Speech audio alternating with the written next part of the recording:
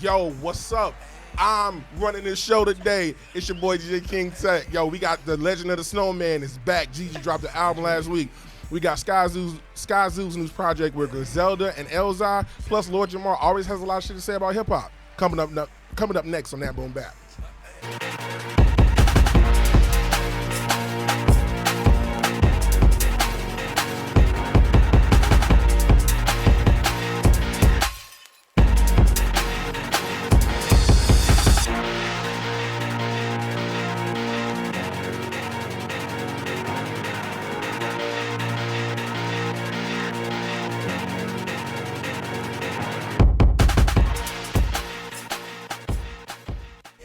Yo, what's up, man? Look, we here. You saw the intro. Your boy doing it today. Yo, I got to introduce my co-host. I ain't here by myself. You know what it is. To the right of me, we have the lovely, illustrious, the gorgeous Layla E. What's up, Layla? What a goodie, baby? Copy and paste. Look at that. You goddamn right. You goddamn right. What's up, world? This is Layla _E1 on all things social media, having so much fun with my bros today. And apparently, we're going to be on one. Apparently. Yo, that's what's up. And also, we got the main man. Barry Gordy. Yo, Puffy himself. G Hawkins. What up? What's goody? What up, peeps? How was your weekend, man? What's going on? Wake Everybody up. good? This is funny as fuck, man. What's up, everybody? Oh, man. You can find me anywhere online, Facebook, Instagram, Twitter, Snapchat at G Hawkins. That's G Hawkins with the Z. That's right. Find them everywhere, goddammit. Yo, y'all know where to find me at on DJ_King_Tet.T. That's Instagram, DJ King Tet 1. You already know what it is. Look, how was everybody weekend? What's up? Holla at your boy. Man, give a huge shout out to Mac Miller because I believe it's the 1 year, it's a little past the 1 year anniversary of his death, unfortunately. So representing for the Mac, you know what I'm saying, jamming some of his music, listening to Swimming Pools recently again. Okay. Beautiful piece of work that probably should have won a Grammy for sure. But I don't know. dope. What's going on with you, G? Shit, I'm chilling. Chilling like a villain. Nothing. Aw, the energy is Okay. gone. Nothing. Nah, the energy ain't gone. It ain't gone. It's still there. It's still there. That's okay because with Tut's hypeness Yo, right now, listen, I'm trying to tell y'all what it is in these he's on a streets. Griselda tip right now. We got a lot of shit to talk about. Oh, I'm my super God. happy about that. But, yo, it's about that time. What is that time for? Our track of the week.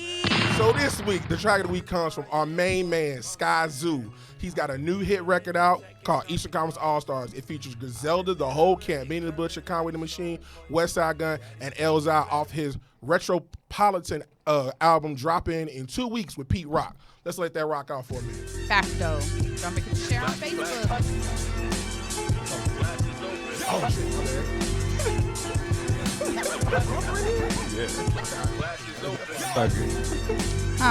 I like that beat. And the scratching, you hear it? Well, it's hip hop, so you gonna get some, For sure. you gonna get some illness. Some 90s.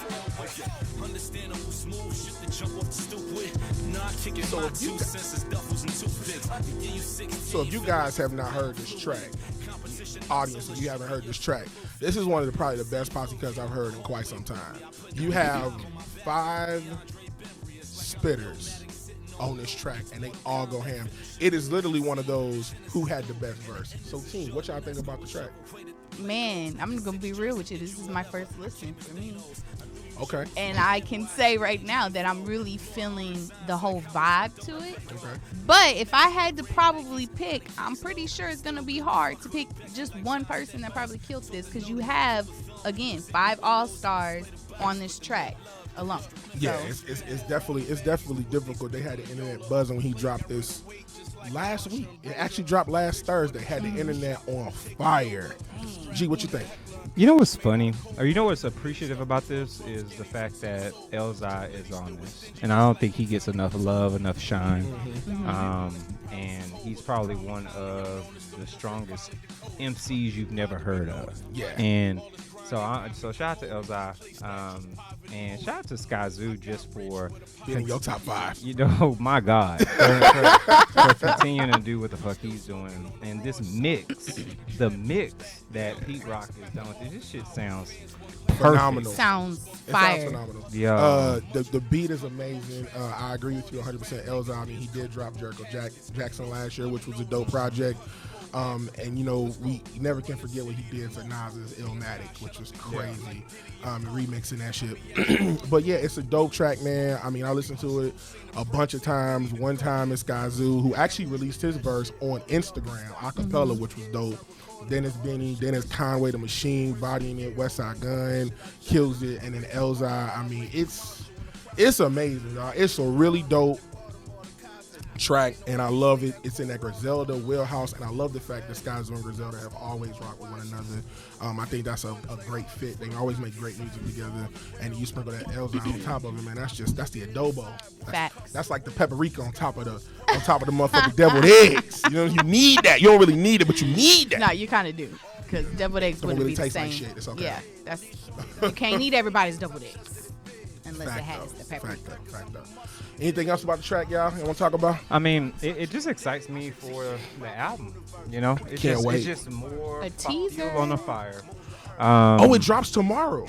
Is it tomorrow? It drops tomorrow. Yes, it yeah. drops So, so I say this: whoever has not released an album yet, I'm sorry. The top 10 is closed because he's taking one of the last slots. Who else? Who are you on? September. There's a whole September. It's too late for him. November. It better be somebody stellar, but it's too late for him. A whole too bad, bunch of people are dropping. We didn't have Godfrey. We didn't had. We got this Retropolitan. Yeah. We didn't had fucking even Jim Jones shit. El Capo. Fire. I mean, we have enough. They got their top 10. I'm done. Common and drop shit.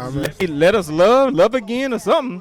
I don't even think I have a top 5 or 6 yet, so I'm waiting for the fall and winter because you just waiting to hold out hope. I mean, though. if I compare the previous years, you know what I'm saying? Like, this has been a little rough start, so I think this year it's gonna finish strong. I'm done. I'm so happy for you, but I'm not. I need to get my albums together. I'm with G. Earth Gang just dropped. I'm done. I'm with G in a sense, like I'm done. You know, it's already the streets is done.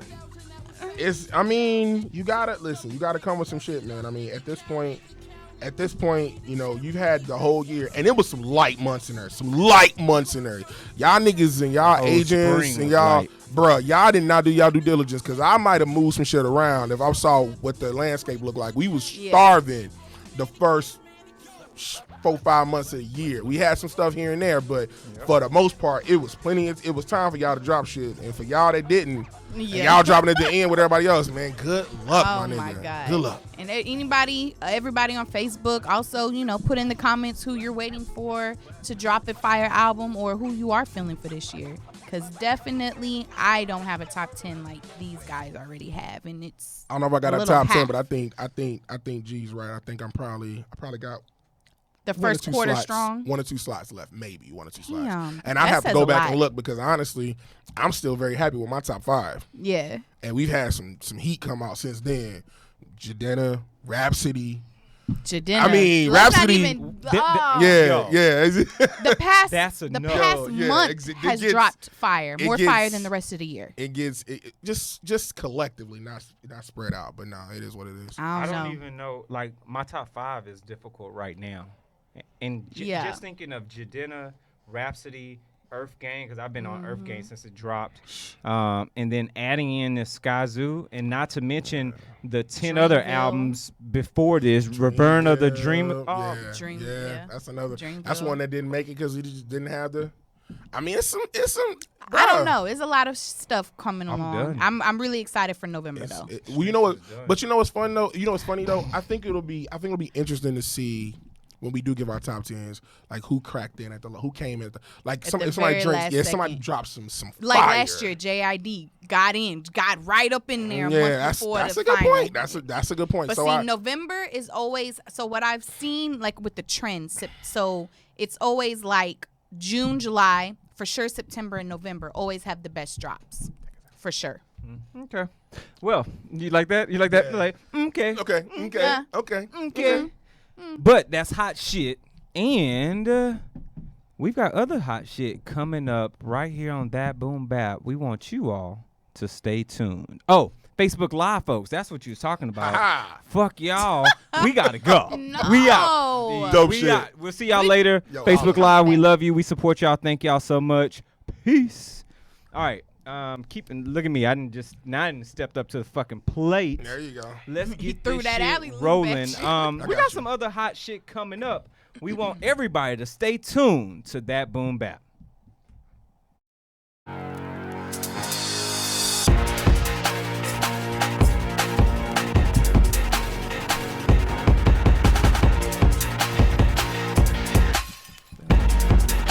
For the ball.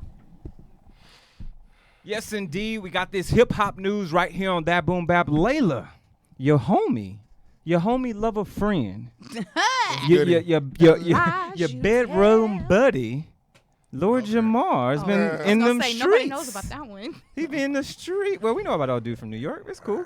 Right. But the bedroom buddy.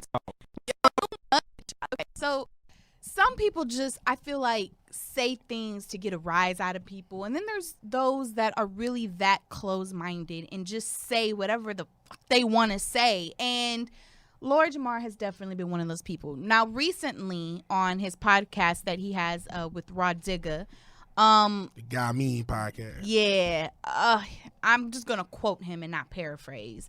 I don't fuck with female rappers. The same reason I don't fuck with white rappers or whack rappers. I can't resonate with what a woman is talking about. Now listen, can I appreciate a sister that can rhyme good? Yeah, Rod Digger can rhyme, but do I want to listen to a female rhyming about female shit? It doesn't resonate with me.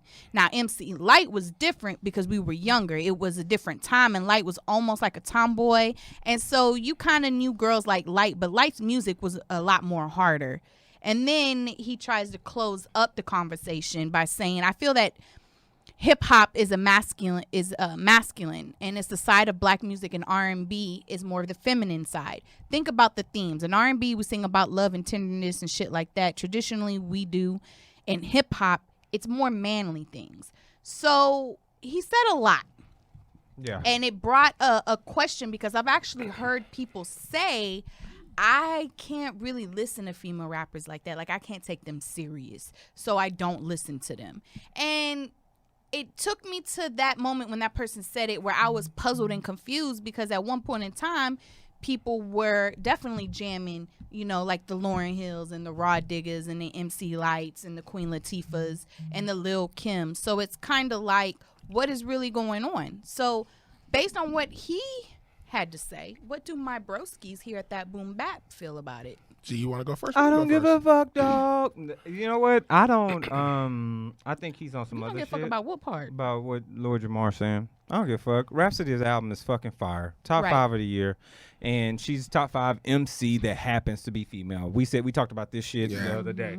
And I don't even have to dive deeper into this male chauvinist bullshit, because that's all this is. This Basically. is like and my apologies for our consumers out here, but this is like European people wanting to call African Americans coons and all kind of other old school shit when the times have changed. You are still stuck in this moment where that type of conversation was allowed. You can't say that shit today about some of these female MCs. Now, there are other ones who are about some female bullshit. And I can understand him saying, I don't relate to that music. Like what? That's cool. City Girls? Meaning like a City Girls. Even like a fucking, who's your fan now? Megan Thee Stallion. Yeah. Megan Thee Stallion. Like, Yeah. I'm not concerned about her knees. I'm not concerned about what she do and all this other shit. Like, it doesn't, I have no appeal to that. But guess what? I don't have shit negative to say about her. Yeah. Get your fucking bag, B. But Rhapsody, her shit's fire. It's relatable. So what he's saying is null and void. Yeah. Okay. So it's funny because I agree with everything you just said. It's funny because women can't really win for losing. When they rap about the gutter shit, they don't believe them. Like, they can't make a phone call to get their niggas to fuck you up. Or they can't snap fingers and get the trigger pulled. Yeah. And then when they rap about the female shit, you telling me you don't want to hear about that either. So I agree with G. Like, it doesn't bother me for females who don't make music for me. You know what I'm saying? When I go to the club, yeah, I'm gonna hear Megan Thee Stallion. I'm probably not gonna hear Rhapsody. I'm not gonna hear Shay Nor. I'm not gonna hear some of these people, right? But they make they shit, right? It is what it is. You do what you do. I mean, I get it from a mainstream standpoint. It does seem very watered down. I don't like what I feel like the radio plays all of one thing. At the same time, for him to make that comment, you're completely negating Rhapsody's album, which that most people have ranked like 4.5, 5 mics. Like, she's gotten critical acclaim from everybody. From Diddy was just bobbing to it. Diddy said, and I quote, "It give me that feel again." That's Diddy. Like, Diddy produced one of the greatest rappers of all times in Biggie. Let's keep it a stack. So, robbed a couple other niggas on the way. But nonetheless. What up, Sean? Nonetheless, though, yeah. But here's the thing about Lord Jamar. He's been doing this now for years. He has an infatuation with Eminem. He talks about him every chance he gets. Him and Vlad have done it. So he's, at this point, he's becoming more comical with it because let's keep it a bean. He was the definition of extra in Grand Poobah. Yeah, I agree. He was prize. If you look at the Fugees, you like Lauryn Hill was the MVP. You got Lauryn Hill was Jordan. Wyclef was Scottie Pippen. That nigga Prize was John Paxson. You know what I'm saying? Like, that nigga Lord Jamar is the definition of extra. That nigga is the sixth man, maybe. At best. I mean, I just don't get why he always. I mean, the fact that he even had to put in white rappers in that aspect, it's just so like, okay, if you don't resonate with it, that's something different. You don't shut down a whole culture and a subgenre of that culture and just say all women and anybody who ain't black, I ain't listening and fucking with it. It's very closed-minded, and it says a lot about him, but I don't know. I just hope that you, the audience, will definitely hit us up on Boom Bap Official, as well as our new YouTube channel, That Boom Bap Podcast, and let us know right in the comments down below how you're feeling about Lord Jamar's comments. And also don't forget to subscribe and hit us up on our personal social medias, which you'll get at the beginning and end of the show. But I'm definitely interested in hearing what y'all got to say about it, because, I mean, you can take it serious or you don't have to. And what's crazy about it is it kind of takes me into my next point. We're going to get into a little battle rap banter, but one of the things that has struggled with battle rap of late, the last several years, has been female battle rap. And female battle rap it was a niche sport. There was a league called Queen of the Ring, which did very well, and there were some things that happened, and they're still existing, but they're not at the same place that they were. Babs from Making the Band actually is one of the co-founders of that, actually. But it's interesting because I've heard dudes say I can't fuck with female battle rap because battle rap, as you know, is aggressive. So when they talk about popping triggers and pulling guns, like, I don't know why y'all think these women ain't thorough, dog. Some of these fuckers is real. But I want to kind of get into our next segment. We got your boy DJ King Tut with battle rap banter. Ow. I was going to introduce you. Sure, how are you doing, though? Cool. You did a great job. Thank you, sir. So, look, man, last weekend we had Summer Impact Reloaded. This was basically a continuation of Summer Impact, which happened a few weeks ago, which got canceled. The main event of this was Murder Mook and Calico versus Grizz Ross and T-Top. There was a couple of the battles on the card first, so I'll just quickly touch on those. There was a surprise battle, Jackboy Maine out of the DMV versus Franchise out of Canada. That was a dope battle. Word on the street is Jack got 3-0. He got 30 Steph Curry style, so that's fucked up. Jack, get in the dojo, get your shit together. Next we had Ace Amin, which is a new rookie type cat, and we had a guy named Snake Eyes. Ace Amin, I think, is from the DMV as well. Snake Eyes is from New York. They put on a pretty dope battle. Most people got Snake Eyes. I got Snake Eyes 2-1. We had the Monstars, which consists of New Jersey Twerk and Shotgun Suge versus NWX. You've seen NWX everywhere. DNA K-Shine, they're on ESPN. They do a lot. They do the Monday Night Freestyles. They're dope. That was a pretty dope battle. I still had NWX 2-1. DNA is a monster with the freestyles. He rebutted the Monstars third round by himself off the top of his head. Fucking nuts. Last but not least, we had the coup de grace. We had Murder Mook returning. Murder Mook he is what most people consider to be one of the godfathers of battle rap. Returning with Calico, who is a top-tier battler, versus two current top-tier battlers in T-Top and Briz, both coming from North Carolina. And let's just say, let's roll the footage, it kind of went left.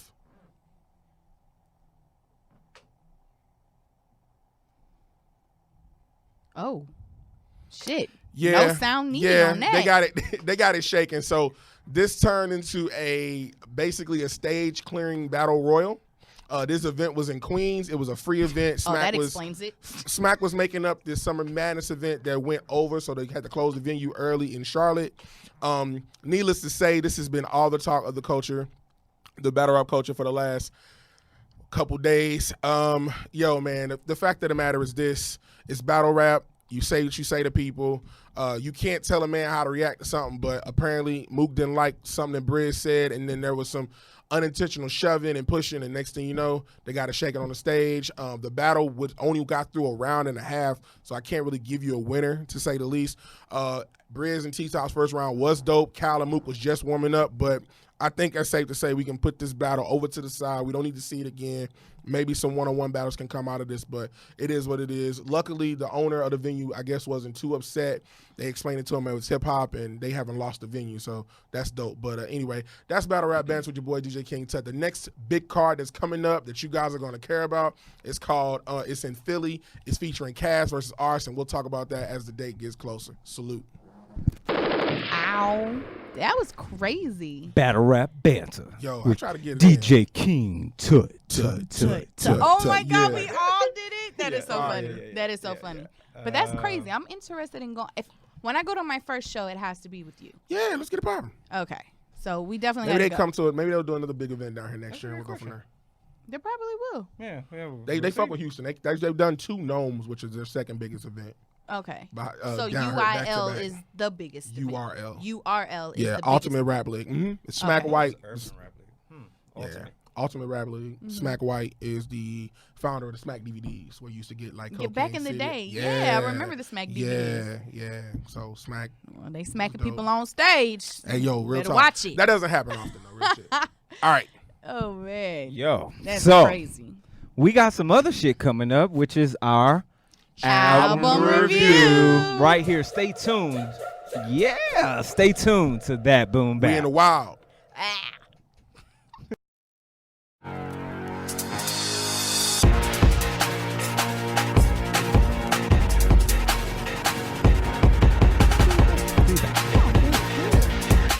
Yep. No, I didn't. And we're back. And guess what? I can't believe that we don't have our jackets and coats on, because we're going to be talking about the one and only Snowman, bitch. And we're talking more specifically with Jeezy's when he take away Young Jeezy, when he take away the Young. I don't know. We're talking about Jeezy's new album, TM104, The Legend of the Snowman. And a lot of people have been anticipating it. This is his 9th studio album. So, are you either excited or are you underwhelmed? I don't know, but let's listen to a piece of the intro. Some of go. that shit rock out. Cousin means she went in my room and stole my chain. One day I have a photo Bentley, I need some legs, but right now I'm stuck in this trailer It's with a lot of people up in here. My cousin JoJo gave me a pack. But I will say, though, while we're waiting for it to drop all the way, this album cover pisses me off for so many fucking reasons. Damn, why y'all? It's Yo, what is going on? This is like an airbrush Jeezy on a black shirt from 2003. It is? Snowman. It really does, right? Snowman. He So- should see what he. So his 9th studio album has 18 tracks, which this is about an hour long, and he has a lot of different features, which he has CeeLo Green, Ball Greasy, McMill, Rick Ross, Queen Naija, Gunna, Ty Dolla $ign, John Legend, Lex Luger, and so much more. And I will tell you that I'm actually very surprised at some of these features that he has on the album. But I feel like a lot of them, not all of them, complemented some of his tracks. So I just want to throw this over to my pale skin brother. Well, you the light skin, I'm the pale skin one. Exactly. On your thoughts on the Snowman. You see the curls. Yeah, you do. Anyway, nonetheless, so check it out. This is actually interesting for me. When I first heard the album, I wasn't in the mood to listen to it. Rhapsody had just came out. Jadena had came out. I'm dead ass. Too much shit just came out. So what happened was I hated it. I absolutely fucking hated it. I was like, man, this is trash. Da, da, da. So when we decided to make our album review, I went back to it in a clear state. No Rhapsody, no Jadena, I've been on kind of like a shuffle mode, right? So I haven't been focused on one particular project. I actually like the project. It gives me kind of that grimy feel to it. As you go through the tracks, I like the beats. I like the rhyme schemes. I like the content. Y'all know I be selling that work in the whip on this part-time. Y'all know I give it up. You do. So actually, as I went through it, I really enjoyed it. I do think it's a little feature heavy, and it's definitely a little long-winded. I probably could have cut some tracks and made it a more succinct album, but if this is his last album on Def Jam, clearly that's he's trying to get that contract, then I think it's a pretty good project to leave us with. G, what about you? Wow, I'm good. That's big. You good? I'm good. You ain't like it? It's just okay. What? Y'all like that? A man of Maybe. little words. So here's my thing. Every time he drops an album, I'm looking for it to be better than Thug Motivation 101. And maybe that's unfair to him. It is. Maybe because he spent his whole life working up to that initial album. That is not fair. That's like holding 50 to get rich or die trying. That's why I think he retired. You can't recreate that pain. And I think unfortunately sometimes we do that to artists. We hold them to that the best of their best, and we want something better. And we've gotten that from some artists, right? Yeah. We've gotten better from Jay-Z. We should hold on real quick.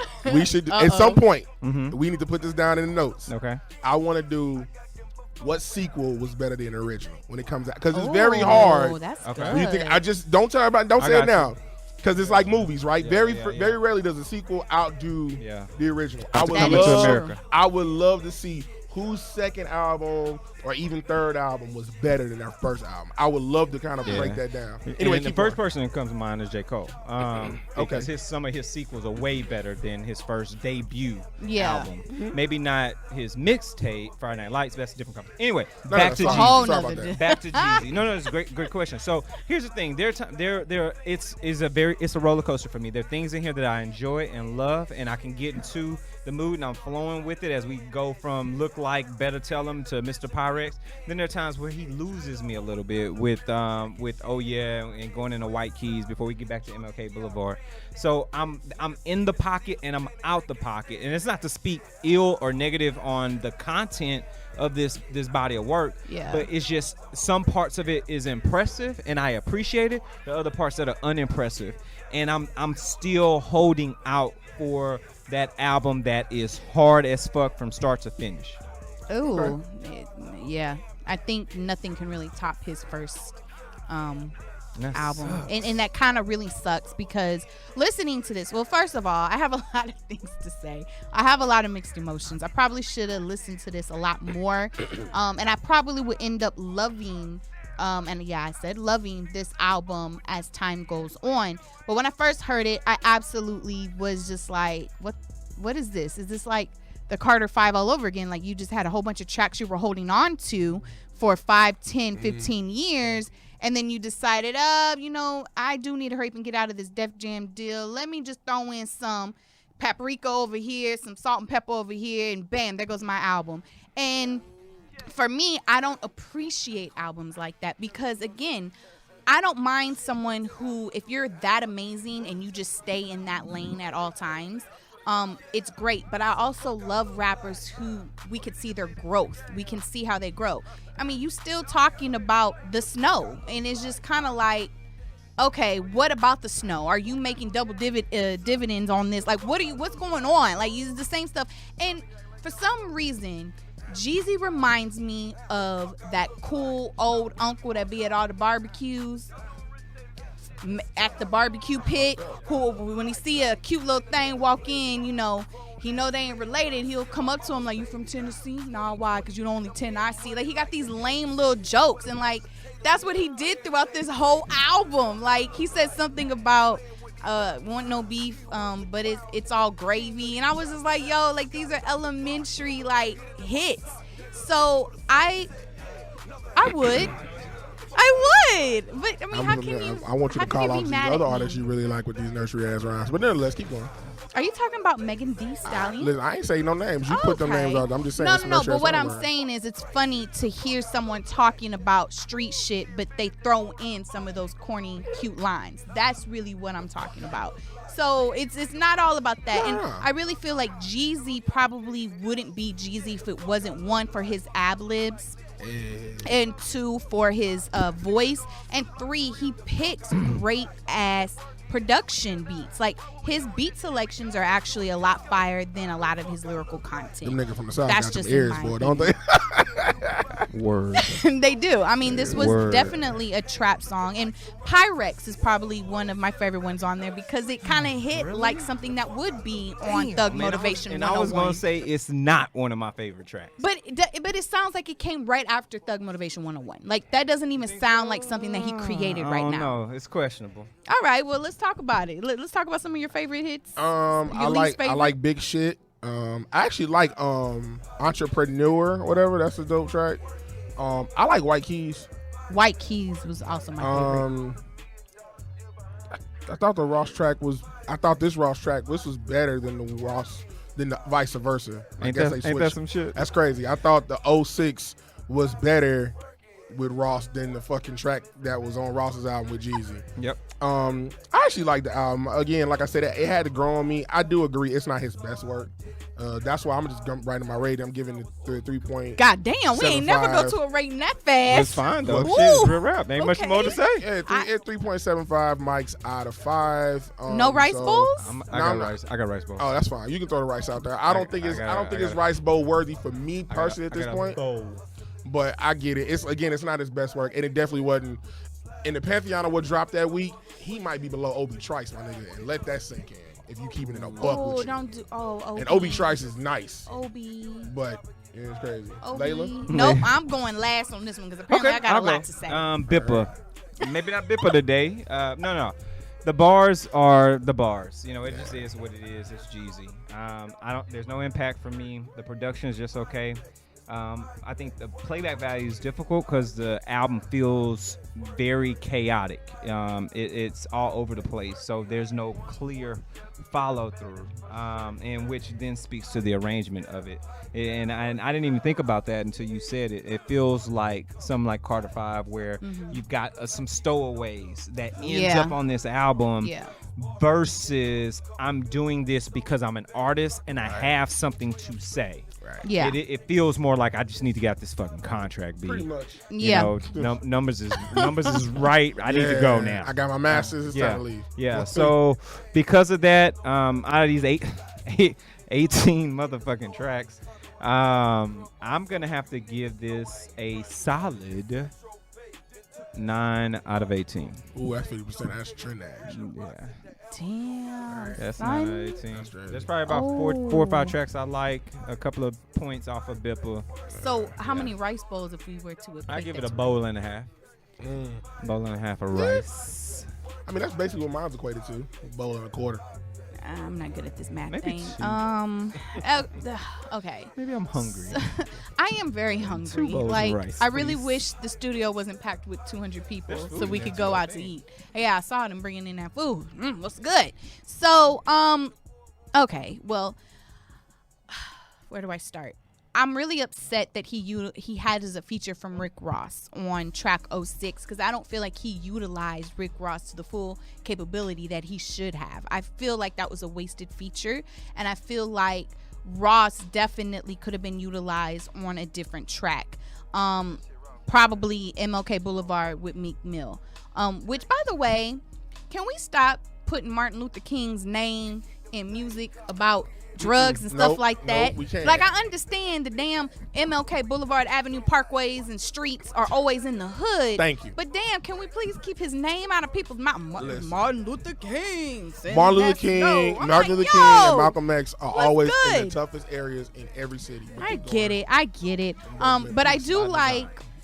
We always talk about arrangement, which is very important on the show, which is definitely important in giving my rating. It did start out with the Entrepreneur. Did I say that right? Entrepreneur? Yeah, there you go. I didn't like that the beat finally dropped a minute and 25 seconds into the half of the damn song, but it was a really good intro nonetheless. I love when the beat dropped. I love what he was saying. I didn't like Big Shit that much for some reason, and Look Like. I'm not really feeling it. But I will say I love CeeLo Green's voice on Already Rich. I do feel that White Keys was definitely a standout track, as well as Fake Love with Queen Naija. And I keep looking down because I got my track list. All Night featuring Gunna, that was pointless. Like, a lot of these songs should actually be like just not on here at all. Granted, a lot of the tracks were under 3 minutes and 30 seconds, but it was just too much going on. And John Legend, are we using John Legend for all hood songs now to sing in the background? What else is that nigga doing? I don't know. I don't know. But 18 tracks too many. I do feel like this would have been a better album if it was at least 12 or 13 in this case, because more than half of the album is just, I'm just not feeling it today. I probably will be feeling it in a couple of months.